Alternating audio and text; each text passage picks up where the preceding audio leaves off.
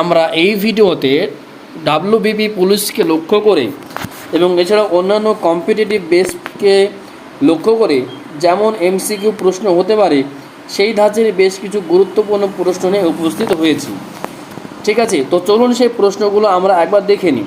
তার আগে আমরা একটা কথা বলবো, জাস্ট ভিডিওটিতে ক্লিক করার জন্য সিকিউর স্টাডি কনসেপ্ট ইউটিউব চ্যানেলের পক্ষ থেকে আপনাদেরকে জানাচ্ছি অসংখ্য ধন্যবাদ এবং স্বাগতম।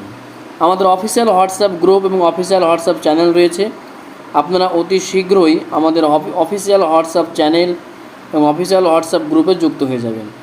আমাদের official WhatsApp group official Telegram চ্যানেলের নাম হচ্ছে এসএসসি একাডেমি, যেটা আপনারা অন স্ক্রিন দেখতে পাচ্ছেন। এছাড়াও আমি অফিসিয়াল হোয়াটসঅ্যাপ গ্রুপ এবং চ্যানেলের লিঙ্ক ডেসক্রিপশন বক্স এবং পিন কমেন্ট বক্সে দিয়ে রাখবো, আপনারা সেখান থেকে দেখে নিতে পারেন। ভিডিওটাও শেষ পর্যন্ত দেখবেন প্রথম থেকে শুরু করে, এবং শেয়ার করে দেবেন, একই সঙ্গে লাইক করবেন। ভিডিওটা ভালো লাগলে অবশ্যই সাবস্ক্রাইব করতে একদমই ভুলে যাবেন না। তো চলুন আমরা একে একে যে প্রশ্নগুলো নিয়ে আলোচনা আমরা এবার শুরু করি। বিশ্বের সবথেকে বেশি বজ্রপাত কোথায় হয়? বিশ্বের সবথেকে বেশি বজ্রপাত হয়ে থাকে হাওয়াই দ্বীপপুঞ্জ, অর্থাৎ অপশান ক, হাওয়াই দ্বীপপুঞ্জে সবচাইতে বেশি বজ্রপাত হয়ে থাকে। চেরাপুঞ্জিতে সবচাইতে বেশি বৃষ্টিপাত হয়ে থাকে। কোশ্চেন নম্বর 42, কোন সালে মানুষ সর্বপ্রথম চন্দ্রে অবতরণ করেছিলেন? বাংলাদেশ যে বছর স্বাধীন হয়েছিল অর্থাৎ 1971 সালে মানুষ প্রথম চাঁদে পদার্পণ করেছিলেন, অর্থাৎ মানুষ প্রথম চাঁদে গিয়েছিলেন। পরে কোশ্চেন আমরা দেখব একে একে। আপনারা প্রত্যেকটা কোশ্চেন খুব মনোযোগ দিয়ে শুনবেন। পৃথিবীর দীর্ঘতম ভঙ্গিল পর্বতমালা কোনটি? পৃথিবীর দীর্ঘতম ভঙ্গিল পর্বতমালা আমাদের হিমালয় পর্বতমালা, অর্থাৎ অপশান খ। কোশ্চেন নম্বর 44, পৃথিবীর দীর্ঘতম প্রবাল প্রাচীর কোনটি? পৃথিবীর দীর্ঘতম প্রবাল প্রাচীর হচ্ছে অপশান ক, গ্রেট ব্যারিয়ার রিফ। প্রবাল প্রাচীরগুলো সমুদ্রের দিকে তৈরি হয়ে থাকে এবং সমুদ্রের সঙ্গে তৈরি হয়, সমুদ্র উপকূলের সমান্তরাল হতে পারে, ধনু আকৃতির হতে পারে, ঠিক আছে, তির্যকভাবে হতে পারে। পরে কোশ্চেন আমরা দেখব,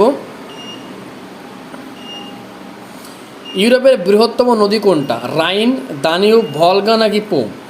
সঠিক উত্তর হবে ভলগা। ইউরোপের বৃহত্তম নদী হচ্ছে ভলগা। কোশ্চেন নম্বর 46, বিশ্বের বৃহত্তম নিরক্ষীয় চিরহরিৎ অরণ্য কোথায় রয়েছে?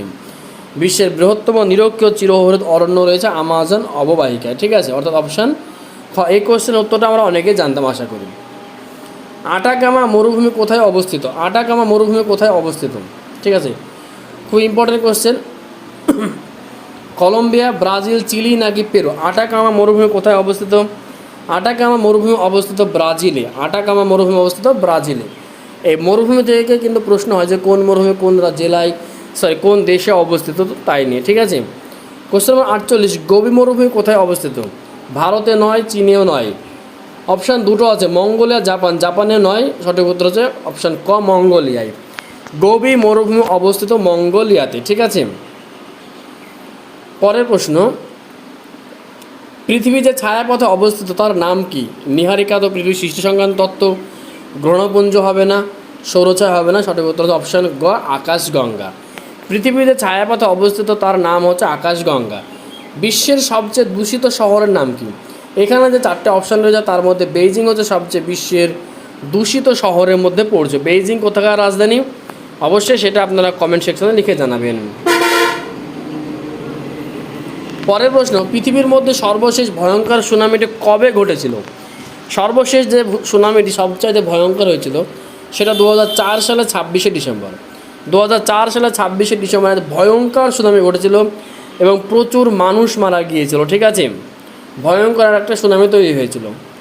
পরের প্রশ্ন রয়েছে, ভূমিকম্প হেতু মানে ভূমিকম্পের চাইতে বিশাল সামুদ্রিক ঢেউকে কি বলে? ভূমিকম্পের চাইতে বিশাল সামুদ্রিক ঢেউকে বলা হয় সুনামি, অর্থাৎ অপশান ক। কোশ্চেন নম্বর 53, ভূমিকম্পের দেশ কাকে বলে? ভূমিকম্পের দেশ বলা হয় জাপানকে, অর্থাৎ অপশান ঘ, ভূমিকম্পের দেশ বলা হয় জাপানকে। পরের প্রশ্ন রয়েছে, ডুরান্ড রেখা, আমরা যদি এদিক থেকে ভারতের মানচিত্রটা আঁকি, ঠিক আছে, মোটামুটিভাবে, তো এই যে ডুরান্ড লাইন রয়েছে আমাদের এই বরাবর, ঠিক আছে, অর্থাৎ এখান দিয়ে রয়েছে আমাদের আফগানিস্তান, এখান দিয়ে পাকিস্তান।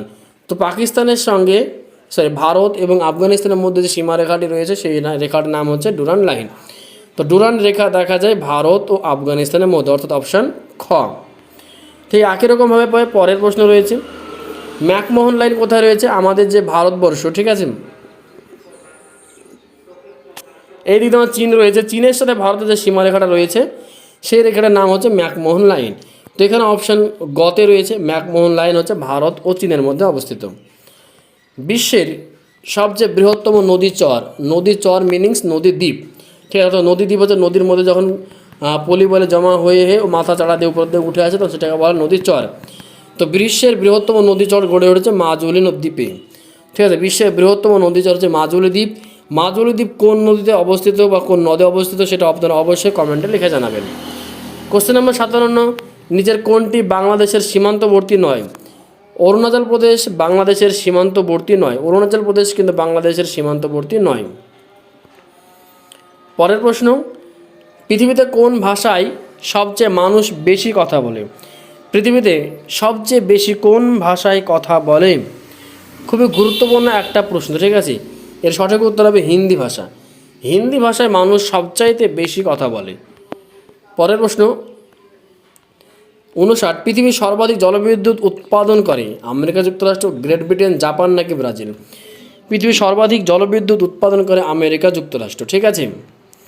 কোশ্চেন নম্বর 60, এটা হচ্ছে আমাদের লাস্ট কোশ্চেন, শৈবল সাগর অবস্থিত বঙ্গোপসাগরে না আরব সাগর, আটলান্টিক মহাসাগর অবশ্যই, উত্তর সাগরে না ভূমধ্য সাগরও নেই, অর্থাৎ আটলান্টিক মহাসাগরে শৈবল সাগর অবস্থিত।